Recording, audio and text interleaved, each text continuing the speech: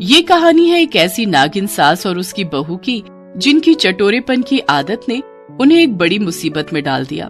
लेकिन माता रानी के आशीर्वाद से वो कैसे इस मुसीबत से बाहर निकली, आइए जानते हैं। अरे बहू, कहाँ है तू? आई माँ जी, बताइए। अरे क्या बताऊं, इस बीमारी ने तो मेरा बुरा हाल कर दिया है। वैद्य जी ने आपको आराम करने को कहा है ना, तो आप बस आराम करिए ना, घर के सारे काम मैं कर लूंगी। अरे वो बात नहीं है, पता नहीं क्या हुआ है, जीभ पर किसी भी चीज का स्वाद ही नहीं आ रहा है। आग लगे इस बीमारी को। अच्छा तो बताइए क्या खाने का मन है आपका, वही बना देती हूँ आपके लिए।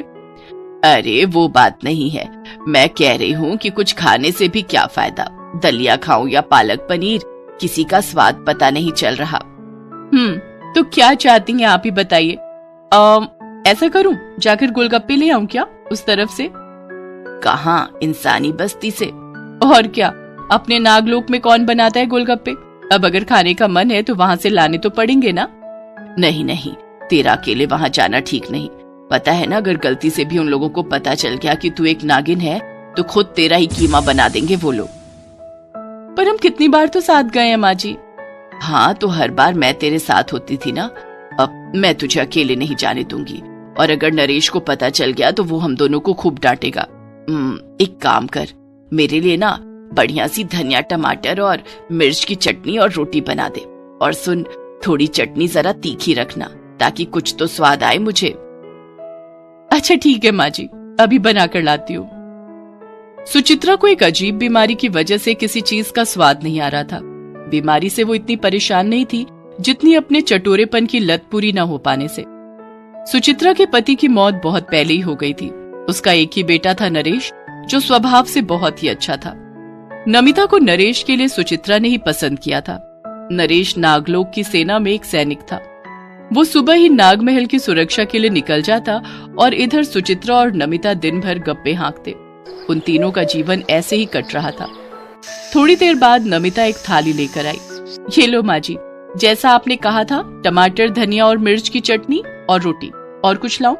नहीं नहीं, और कुछ नहीं, ला दिखा, जरा देखूं तो सही कि इससे कुछ स्वाद आता है कि नहीं।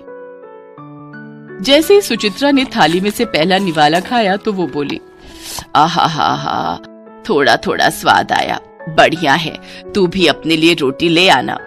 हाँ माँ जी, ला रही हूँ। दोनों ने चटनी के साथ रोटी खानी शुरू कर दी। सुचित्रा के कहने पर नमिता ने चटनी बहुत तीखी बनाई थी, इसीलिए जैसे ही नमिता ने खुद अपनी बनाई चटनी चखी, उसके मुंह से धुआं और आंखों से आंसू निकलने लगे। बाप रे माँ जी, ये चटनी तो कुछ ज्यादा ही तीखी हो गई। अरे सही है, तभी तो मजा आ रहा है। आप ही ले लो मजे। मैं नहीं झेल पाऊंगी। मैं तो जा रही हूँ चीनी खाने, आपको चाहिए तो बताओ।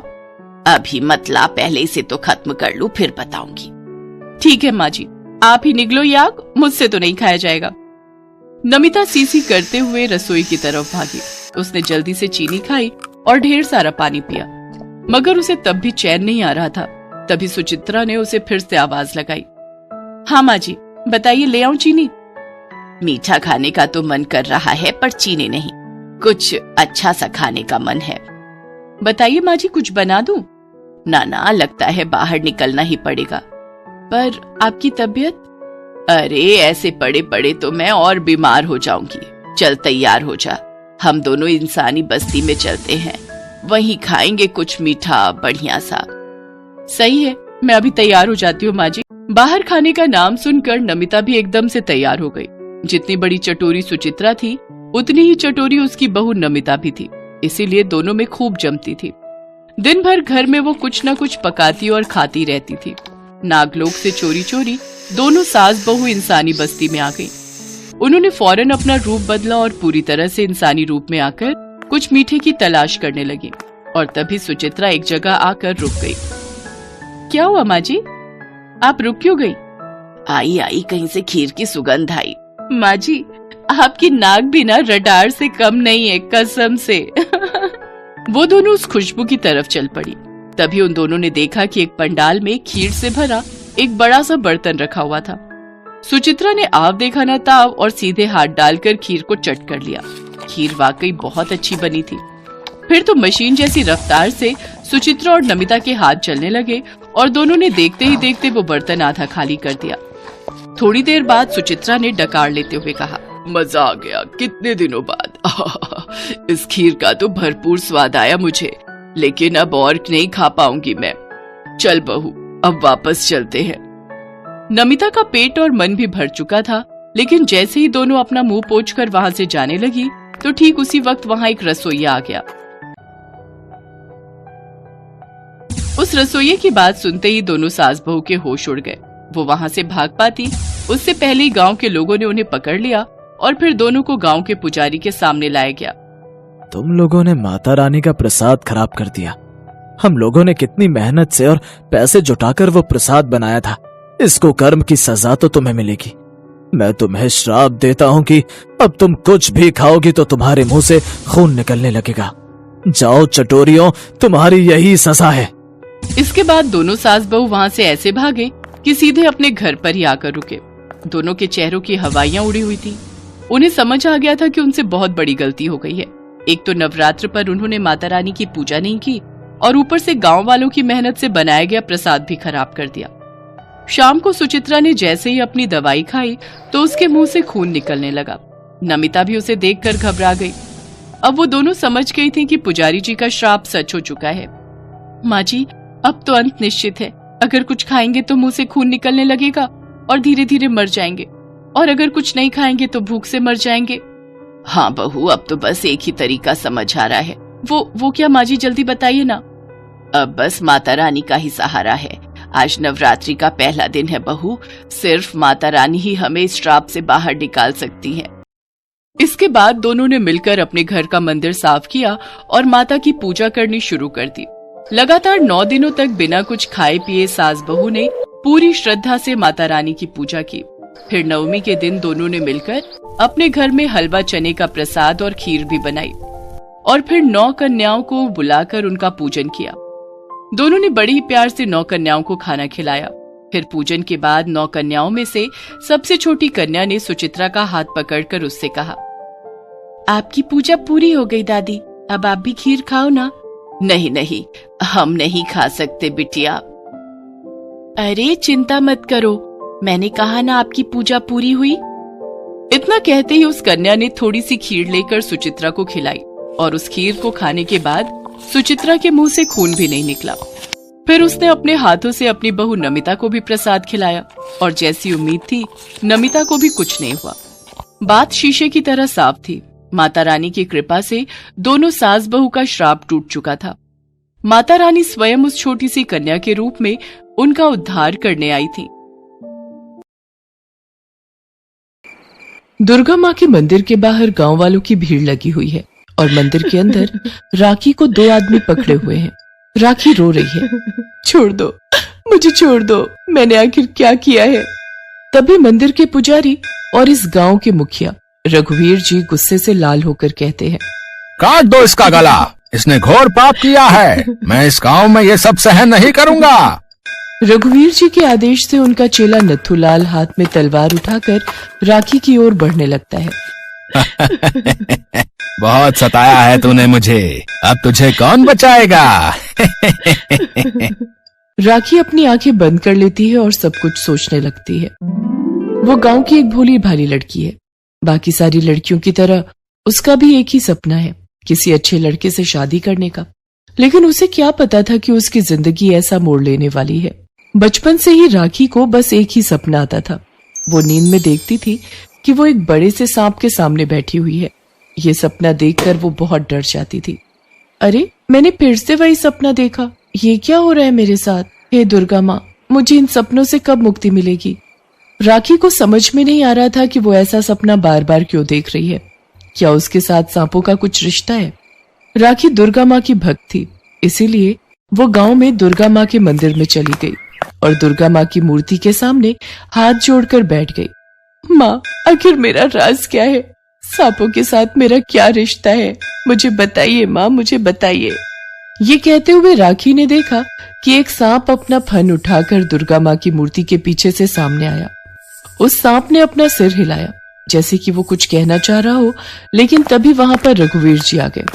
अरे, मंदिर में सांप कहाँ से आ गया। वो सांप वहां से भाग गया। राखी बेटी, अच्छा है कि मैं आ गया, नहीं तो ये सांप तुझे काट लेता। अब जा, घर चली जा। राखी वहां से चली गई, लेकिन उसका ध्यान मंदिर के उस सांप पर ही टिका रहा। उस रात राखी ने एक अजीब सा सपना देखा। उसने देखा कि नागराज के पास एक सुंदर सी नागिन बैठी हुई है। नागराज उस नागिन से कह रहे हैं, मल्लिका, तुम मुझे छोड़कर कभी कहीं जाओगी तो नहीं ना? नहीं नागराज नहीं, आप ही मेरे सब कुछ हो, भला आपको छोड़कर मैं कहाँ जाऊंगी। तभी वहां चारों तरफ आग लग गई और उसी आग में जलकर मल्लिका की मौत हो गई और तभी राखी की नींद भी टूट गई। अरे ये क्या था? कौन है मल्लिका? गहरी रात थी, चारों तरफ घोर सन्नाटा था। उसी सन्नाटे में राखी ने एक आवाज सुनी, जैसे कि कोई सांप उससे बात करने की कोशिश कर रहा हो। राखी, मैं बोल रहा हूँ, तुम सुन पा रही हो? राखी डर गई। कौन है? मैं हूँ राखी, नागराज। तुम डरो मत राखी, माँ दुर्गा हमारे साथ है। माँ दुर्गा? लेकिन क्यों? तुम क्या बोल रहे हो? मुझे कुछ समझ में नहीं आ रहा। तभी वो सांप खिड़की से कमरे के अंदर घुसा और बोला, तुम्हें कुछ याद नहीं आ रहा मल्लिका? मल्लिका? अभी तो सपने में मैंने इस नाम को सुना। तुम ही मल्लिका हो, मेरी मल्लिका। ये बोलकर वो सांप एक खूबसूरत आदमी में बदल गया। तुम पिछले जन्म में मेरी मल्लिका थी और मैं था नागराज। हम यहीं इसी गांव में रहते थे। तब ये गांव बिल्कुल अलग था, हम बहुत खुश थे। मल्लिका यानी राखी को सब कुछ याद आ गया। वो दोनों हंसते खेलते रहते थे। तब यहाँ घना जंगल हुआ करता था, लेकिन एक दिन शहर से एक लालची आदमी वहां आया। उसका नाम राधेश्याम था। मैं इस जंगल को काट दूंगा और यहाँ एक फैक्ट्री खोलूंगा। तुम लोग चारों तरफ आग लगा दो। तभी राधेश्याम के लोगों ने जंगल में आग लगा दी और उसमें नागराज और मल्लिका का देहांत हो गया। उनकी आत्मा स्वर्ग में दुर्गा माँ के सामने पहुंची तो दुर्गा माँ ने कहा, तुम दोनों की मृत्यु ने मुझे भी बहुत दुख दिया है। हे दुर्गा माँ, हम दोनों उस आदमी से बदला लेना चाहते हैं। अपेक्षा करो, समय आने पर तुम दोनों को धरती पर पुनर्जन्म जरूर मिलेगा। और उसके कई सालों बाद दोनों को धरती पर पुनर्जन्म मिला। नागराज को एक इच्छाधारी सांप के रूप में और मल्लिका को राखी के रूप में। लेकिन राखी सब कुछ भूल गई थी। अब उसे सब कुछ याद आ गया। राखी ने कहा, मुझे सब कुछ याद तो आ गया है, लेकिन मैं नागिन नहीं बन सकती। वो क्षमता मेरे अंदर नहीं है। है राखी, है, बस सही समय पर वो नजर आएगा। ऐसे ही दोनों बातें करने लगे, लेकिन अभी तक दोनों को पता नहीं चला कि आखिर बदला किससे लेना है, कौन है वो आदमी। अगले दिन सुबह सुबह राखी घर से बाहर निकली तो मुखिया रघुवीर का चमचा नथुलाल उसके सामने आ गया और उससे छेड़खानी करने लगा। अरे जाने मन, कहाँ जा रही हो? जरा इधर भी तो देख लो। मुझे डिस्टर्ब मत करो नथुलाल, अच्छा नहीं होगा। भला क्या बिगाड़ोगी तुम हमारा? हम मुखिया के आदमी हैं। ये कहते हुए नथुलाल ने राखी का हाथ पकड़ लिया और राखी ने उसे जोर से एक थप्पड़ मारा। नथुलाल गुस्सा हो गया। इसका अंजाम अच्छा नहीं होगा राखी, देख लेना। राखी काम खत्म करके घर लौट आई। रात हो गई और अचानक से राखी का पेट दर्द करने लगा। राखी दवाई खरीदने बाहर निकल पड़ी। वो दुर्गा माँ के मंदिर के पास आ गई और उसने देखा कि मुखिया रघुवीर और नथुलाल एक बस्ता लेकर मंदिर के बाहर खड़े हैं। मालिक, आज तो मजा ही आ गया। आज बहुत माल आया है बाहर से। जानवरों को मार के खाल निकाल के बेचना ही तो मेरा काम है। इस बस्ते में जो खाल है वो 1 हफ्ते के अंदर विदेश में बिक जाना चाहिए। हो जाएगा मालिक। अब मैं इस बस्ते को दुर्गा माँ की मूर्ति के पीछे छुपा देता हूँ। आपका आइडिया बहुत अच्छा था। मंदिर की आड़ में ये सब करने से किसी को कोई शक भी नहीं होता है। राखी ने सब कुछ सुन लिया और उसे सब कुछ समझ में आ गया। ये मुखिया निर्दोष जानवरों को मारकर पैसे बनाता है। राखी वापस जाने ही वाली थी कि तभी मुखिया ने उसे देख लिया। अरे, उस लड़की ने सब कुछ सुन लिया है। नथुलाल, पकड़ो उसे। नथुलाल ने राखी को पकड़ने की कोशिश की, लेकिन राखी उसे चकमा देकर अपने घर चली गई। रघुवीर ने कहा, इसे तो मारना ही होगा, लेकिन दूसरी तरह। कमरे में घुसते ही राखी ने देखा कि वो सांप आदमी के रूप में कमरे में बैठकर उसका इंतजार कर रहा है। राखी ने कहा, मुझे पता चल गया है सब कुछ। वो मुखिया रघुवीर ही राधेश्याम है। उसका भी पुनर्जन्म हुआ है, इसीलिए हमारा भी पुनर्जन्म हुआ है बदला लेने के लिए। लेकिन बदला कैसे ले? तभी वहां पर मुखिया गांव वालों को लेकर आ गया और घर का दरवाजा तोड़ डाला। ये देखो, किसी मर्द के साथ रात को कमरे में बैठी हुई है ये लड़की। ये तो इस गांव के लिए कलंक है। इस गांव से कलंक मिटाना पड़ेगा। वो सांप खिड़की से भाग गया। सब लोगों ने राखी को पकड़ लिया और मंदिर में ले गए। मुखिया ने कहा, काट दो इसका गला, इसने घोर पाप किया है। मैं इस गांव में ये सब सहन नहीं करूंगा। रघुवीर जी के आदेश से उनका चेला नथुलाल हाथ में तलवार उठाकर राखी की ओर बढ़ने लगता है। बहुत सताया है तूने मुझे, अब तुझे कौन बचाएगा? तभी वहां वो सांप आ गया और नथुलाल को काट लिया। नथुलाल की मौत हो गई। वो सांप आदमी के रूप में आया। बचाओ, बचाओ। रघुवीर, तू पापी है, जानवरों को मारता है अपने फायदे के लिए। पिछले जन्म से तू यही करता आ रहा है। और तब राखी भी नागिन में बदल गई। आज तुझे सजा मिलेगी राधे श्याम। लेकिन तभी मुखिया ने दोनों का गला पकड़ लिया। दोनों हिल नहीं पाए। दोनों का दम घुटने लगा और तभी एक चमत्कार हो गया। स्वयं दुर्गा माँ मूर्ति से बाहर आ गई। मेरे मंदिर में मेरे ही सामने ये सब करते हुए तुझे शर्म नहीं आई? ये ले। ये बोलकर दुर्गा माँ ने अपनी आंखों से आग निकालकर मुखिया को जलाकर राख कर दिया। मलिका और नागराज को इंसाफ मिल गया। सबको मुखिया की काली करतूत के बारे में पता चल गया। उसके बाद से राखी और वो सांप उसी गांव के उसी मंदिर में रहने लगे। गांव वाले दुर्गा माँ के साथ साथ उनकी भी पूजा करने लगे और सब लोग खुशी के साथ रहने लगे।